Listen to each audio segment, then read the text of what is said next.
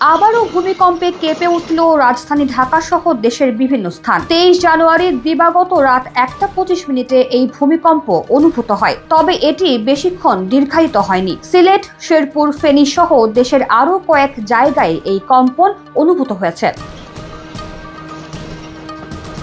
ভূমিকম্প ও আগ্নেয়গিরি বিষয়ক ওয়েবসাইট ভলকানো ডিসকভারি জানিয়েছে, ভূমিকম্পটির উৎপত্তি স্থল ছিল মিয়ানমার। এটি মাটির 112 কিলোমিটার গভীরে সংঘটিত হয়। ভূমিকম্পটির মাত্রা ছিল 5.1। এর প্রভাবে মিয়ানমার, ভারতের কয়েকটি রাজ্য ও বাংলাদেশে শক্তিশালী কম্পন হয়, তবে এতে কোথাও ক্ষয়ক্ষতি বা হতাহতের কথা জানা যায়নি। এর আগেও 3 জানুয়ারি সকাল 10:32 রাজধানী ঢাকা সহ দেশের বিভিন্ন স্থানে ভূমিকম্প অনুভূত হয়। রিক্টার স্কেলে এর মাত্রা ছিল 5। ঢাকা থেকে 482 কিলোমিটার দূরে মিয়ানমারের হুমলিন নামে একটি স্থানে এই ভূমিকম্পের উৎপত্তিস্থল ছিল।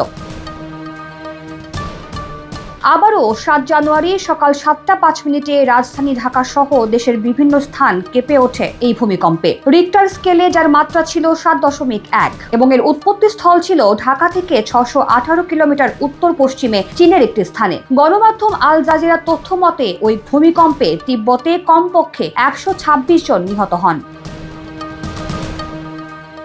2025 জানুয়ারি মাসেই 3 দফা ভূমিকম্প হয়ে গেল। তার আগে 2024 16 ডিসেম্বর বাংলাদেশের উত্তরাঞ্চলে রাতে মৃদু ভূকম্পন অনুভূত হয়। রিক্টার স্কেলে যার তীব্রতা ছিল 4। ঢাকা থেকে 208 কিলোমিটার উত্তরে মেঘালয়ের গারো পাহাড় এলাকায় এই ভূমিকম্পের উৎপত্তিস্থল ছিল।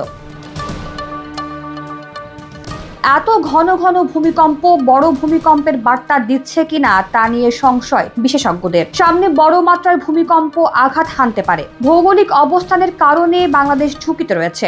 দেশের বড় ধরনের ভূমিকম্প হলে ঢাকা শহরের চেয়ে সিলেট, রংপুর, ময়মনসিংহ ও চট্টগ্রামে ব্যাপক ক্ষয়ক্ষতি হতে পারে।